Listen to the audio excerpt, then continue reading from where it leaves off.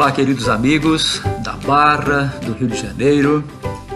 É um prazer muito grande estar com vocês, apesar da distância, usando esse instrumento que é bastante útil. Mas apesar disso, eu me sinto próximo, porque só a sensação de estar falando com vocês, de vocês estarem me ouvindo, já me traz um prazer muito grande.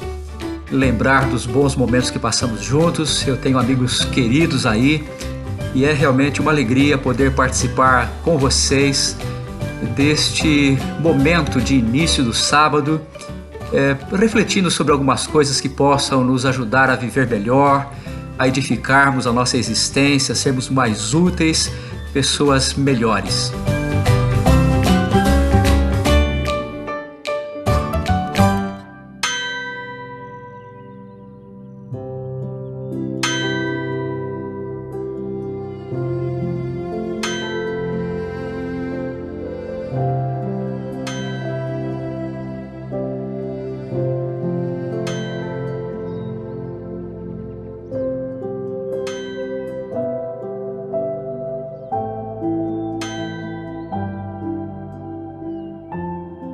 Nós nos aproximamos de Deus, nós nos aproximamos da igreja por razões as mais diversas, mas eu acho curioso lembrar que as nossas motivações são basicamente as mesmas que levaram os primeiros discípulos a se aproximarem de Jesus. Essas motivações são motivações que brotam da natureza humana, das nossas necessidades como ser humano. Nós buscamos encontrar razões para continuar vivendo com fé, com esperança, em face de um mundo que se mostra muitas vezes caótico, cruel, sem nenhum sentido. Nós precisamos encontrar sentido para termos mais energia para continuar vivendo. Nós precisamos encontrar alívio para as nossas dores e sofrimento, e por isso muitas pessoas lá nos primórdios se aproximaram de Jesus e ainda hoje o fazem por essa mesma razão. Nós nos aproximamos da igreja também para cultivar um círculo de amigos que nos aceitem com carinho, com respeito, com fraternidade. Os primeiros discípulos fizeram isso e nós ainda fazemos hoje. Nós também precisamos nos envolver com um projeto de vida, com alguma coisa que dê sentido, propósito, dignidade à nossa existência. Os primeiros seguidores de Jesus buscavam isso, se envolver com uma coisa grandiosa, e nós também precisamos disso. Nós nos aproximamos, estamos juntos em busca disso também. Isso é da natureza humana. É digno de nota que as pessoas que adoravam Júpiter, Baco, Minerva e outras divindades veneradas por todo o Império Romano na época de Jesus, elas tinham exatamente as mesmas motivações e se envolviam com atividades muito semelhantes às atividades que tinham os judeus e os cristãos, por exemplo. Assim como judeus e cristãos, as outras religiões também tinham os seus templos. Elas se reuniam para oferecer sacrifícios, para cantar, para orar, para buscar as bênçãos de Deus, como nós o fazemos. Assim como hoje, não havia muita diferença formal entre as religiões, mas havia uma imensa diferença conceitual. De acordo com os escritos que foram encontrados na antiga Babilônia e também em Ugarit, na Síria, que foram produzidos muitos séculos antes dos primeiros textos bíblicos serem escritos, a maioria das pessoas acreditava naquela época que alguns deuses criaram outros deuses e esses deuses, querendo ter mais tempo para o prazer e para o ócio, resolveram criar algumas criaturas que fossem os seus escravos. E assim os homens foram criados. Podemos dizer em outras palavras que a motivação dos deuses para criar a humanidade foi achar alguém que fizesse o trabalho pesado e que, por assim dizer, carregasse os seus baldes e rachasse a sua lenha. Uma religião baseada nesse tipo de crença tem consequências evidentes. Que atitude esse tipo de crença pode gerar? Se o homem foi criado como escravo dos deuses, não se trata de uma relação de amor. Os deuses querem apenas pessoas para servi-los. Os deuses não estão preocupados com o bem-estar do homem nesse sistema religioso. Eles não estão preocupados com a felicidade, com a satisfação dos interesses humanos, da saúde, da felicidade humana. Os deuses estão interessados apenas em si próprios, apenas em buscar os seus próprios interesses. Por isso, os deuses reagem apenas às vantagens que eles podem obter dos homens. Se alguma coisa eles fazem em favor dos homens, é apenas para obter alguma coisa deles. Os deuses, nesse sistema religioso pagão da antiguidade e ainda hoje, os deuses reagem à bondade dos homens. Essa crença foi muito bem expressa pelo jovem rico quando ele se aproximou de Jesus e perguntou: Mestre, que bem farei para herdar a vida eterna? Para ele não havia outro caminho. Se eu quisesse alguma coisa de Deus, eu precisaria fazer algum bem. Eu precisaria dar alguma coisa em troca. Porque a religião daquele período era predominantemente uma religião de troca. Como se eu não tivesse nada para oferecer para Deus, nada eu receberia dele. Que bem farei para herdar a vida eterna? E é curioso que essa crença permanece até os nossos dias. A pergunta: que bem farei? O que eu preciso fazer para conseguir o que eu quero? Porque se eu não fizer a coisa certa, se eu não der para Deus a coisa que Ele espera que eu dê, Ele não tem interesse em mim. Ele não me dará nada. Ele não fará o bem que eu anseio. E foi exatamente nesse contexto cultural, religioso, que a Bíblia começou a ser escrita. E há evidências explícitas e implícitas no texto bíblico que indicam que ela foi produzida justamente para se contrapor a essa compreensão religiosa prevalecente naquela época. E nós encontramos essas evidências já no comecinho, nos primeiros versos do livro do Gênesis. Em Gênesis capítulo 1, verso 1 é dito que Deus criou o mundo. No princípio, criou Deus os céus e a terra, diz o texto. E Ele também criou uma variedade de coisas.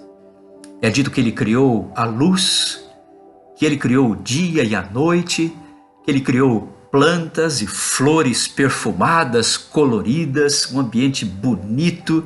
Ele criou comidas, alimentos deliciosos, animais, enfim, Ele criou um lar, Ele criou um paraíso. E ao terminar esse ambiente fantástico, Deus criou o primeiro casal de seres humanos, Adão e Eva.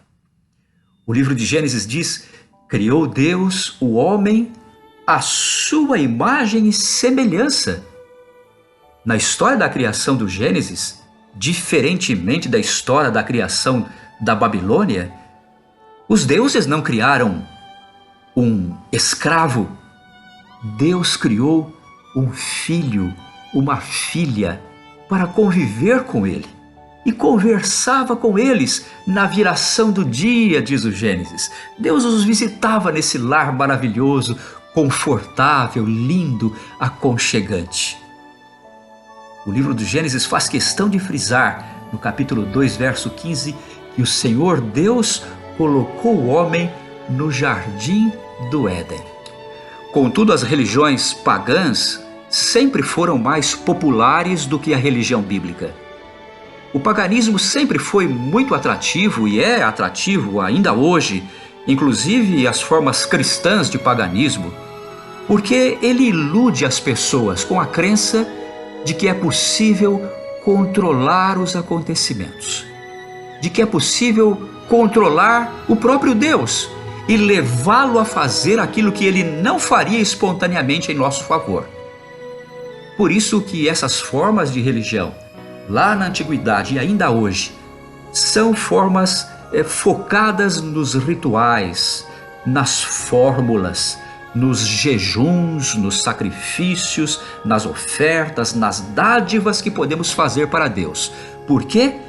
Para que consigamos agradá-lo, para que consigamos mudar a sua opinião, para que ele venha fazer aquilo que ele não quer fazer naturalmente, mas que nós queremos, e por isso precisamos comprar as bênçãos de Deus. Eu já contei para vocês uma história, e provavelmente alguns ainda se lembrem, mas em favor daqueles que não a ouviram, eu quero repeti-la aqui.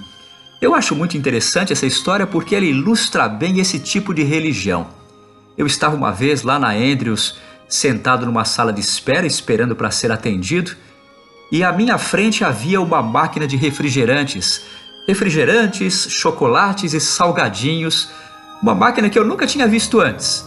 Hoje existe no Brasil, em todo lugar, vocês certamente já viram muitas dessas, mas naquela época eu não conhecia essa máquina ainda.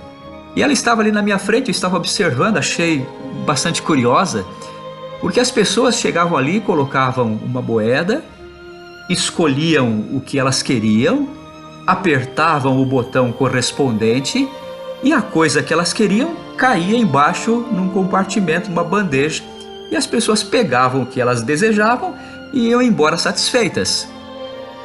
Mas eu estava ali sentado e chegou um rapaz. E ele fez todo o ritual. Ele colocou a moeda, olhou ali na vitrine o que ele queria, escolheu o número do que ele queria, apertou o botão certo, esperou um instante, mas a coisa que ele queria não veio, não caiu na bandeja. Ele olhou assim um pouco incomodado para a máquina, apertou novamente o botão do que ele queria, esperou mais um pouco e nada veio. Aí ele deu um chacoalhão na máquina e a coisa não caiu. Aí ele deu uns pontapés na máquina e saiu xingando, virou as costas, foi embora. E eu fiquei pensando, nossa, como isso se parece com a religião de algumas pessoas que eu conheço. Alguns de nós achamos que se nós apertarmos o botão certo, se fizermos a coisa certa, Deus será obrigado a nos dar a bênção que nós queremos. E quando nós fazemos a coisa certa, quando nós apertamos o botão certo e a coisa não vem, a bênção não vem, nós reclamamos de Deus, saímos xingando, dando pontapé na igreja, viramos as costas e vamos embora. Mas isso, ainda que tenha nome de cristianismo, é puro paganismo. Deus não é máquina de refrigerante. Deus não está esperando que nós façamos a coisa certa para nos dar uma bênção. Deus é Pai. E Ele dá a bênção porque Ele ama os seus filhos. Jesus uma vez fez uma pergunta retórica que expressa muito bem essa verdade. Ele disse para os seus discípulos: qual é o pai que, se o filho pedir pão, vai lhe dar pedra? E qual é o pai que, se o filho lhe pedir peixe, vai lhe dar uma serpente?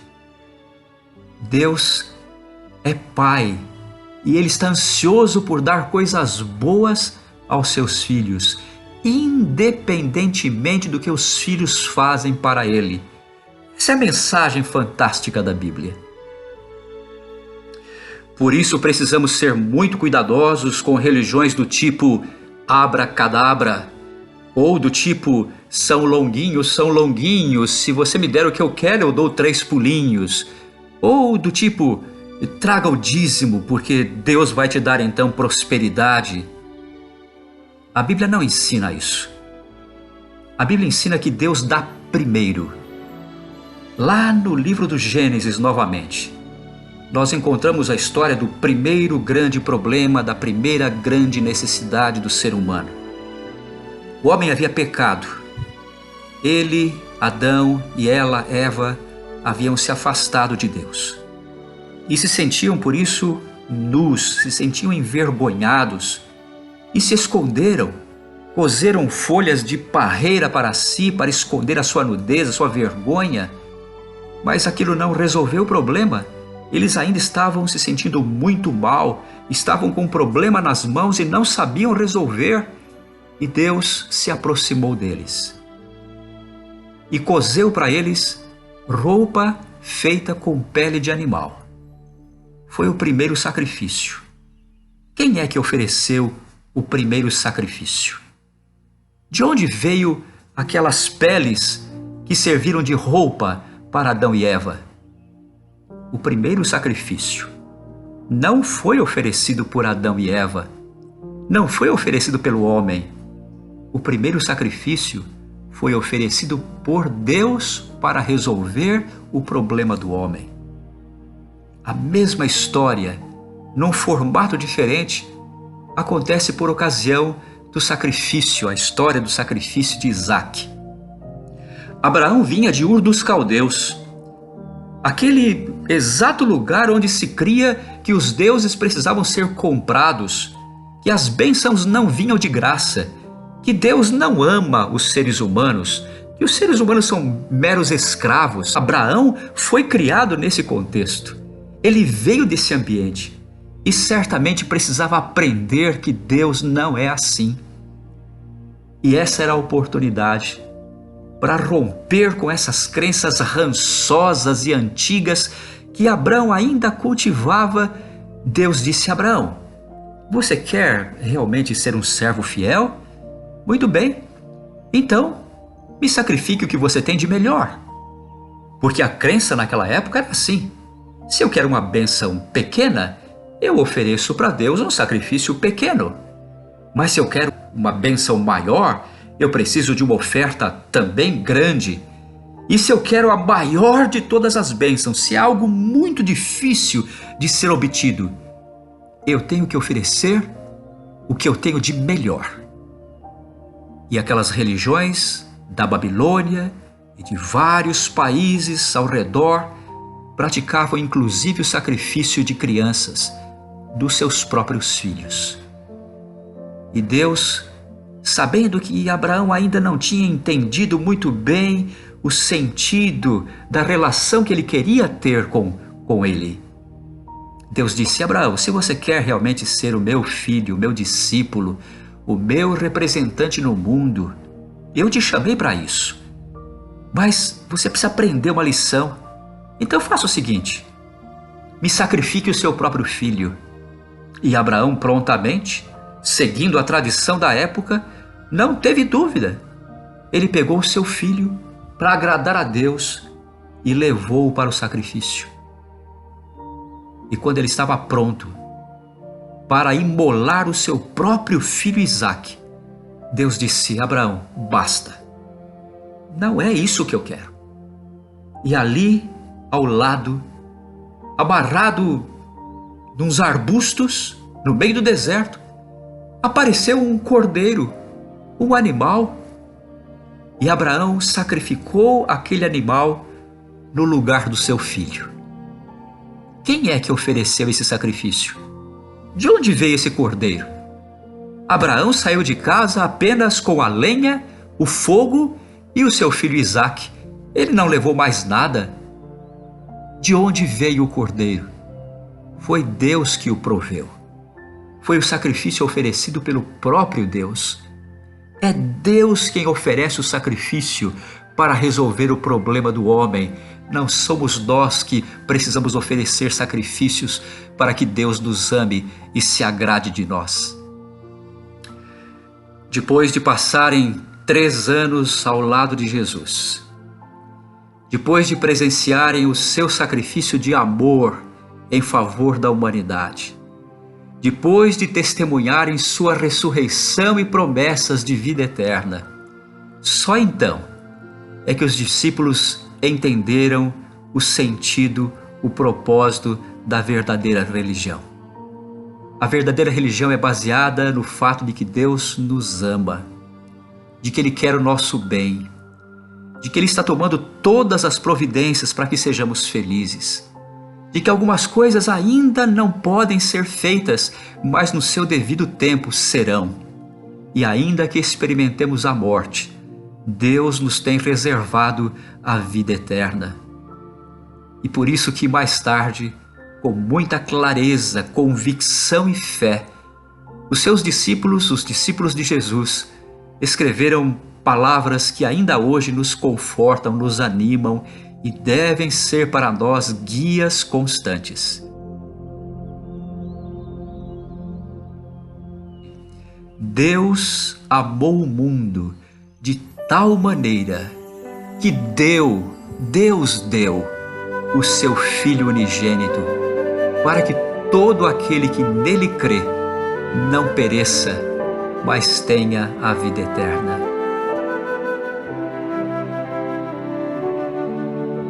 É Deus quem vai atrás de nós.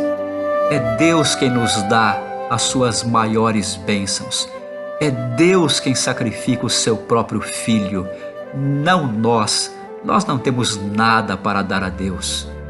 E por isso o apóstolo Paulo, nessa mesma linha de raciocínio, baseado nas mesmas palavras ensinadas por Jesus, ele disse: aquele que não poupou seu próprio Filho, mas o entregou por todos nós, como não nos dará também juntamente com ele, gratuitamente, todas as demais coisas?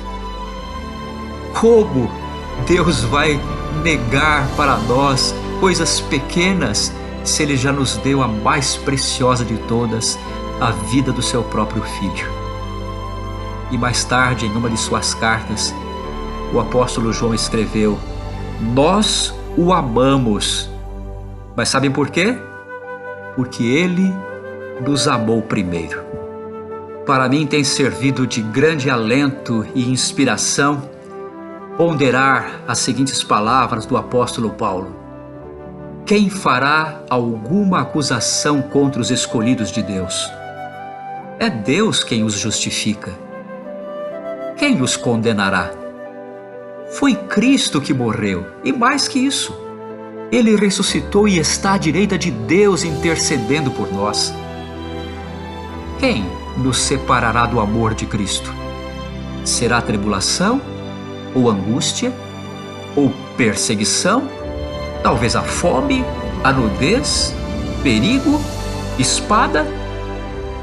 Em todas estas coisas somos mais que vencedores por meio daquele que nos amou.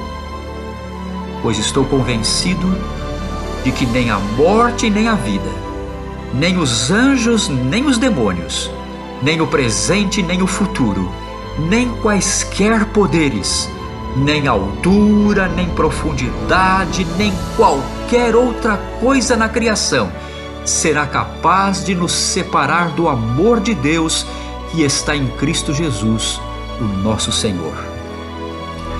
A religião de Cristo enfatiza não aquilo que somos capazes de oferecer para Ele, que é quase nada, mas no muito que Ele já fez por nós.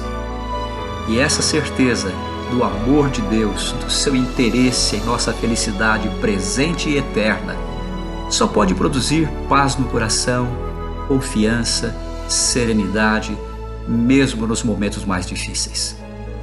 Eu gostaria de ler para vocês, nesse momento de reflexão, um texto escrito no livro de Hebreus, em que essa fé, essa confiança é assim expressa. Portanto, aproximemo-nos do trono da graça com toda a confiança, a fim de recebermos misericórdia e encontrarmos graça que nos ajude no momento da necessidade. Eu espero que vocês comecem este sábado com esta fé no coração. Que Deus os abençoe com o seu amor, com a sua bondade e com a sua graça. É o meu sincero desejo e a minha oração para todos vocês. Um grande abraço do coração.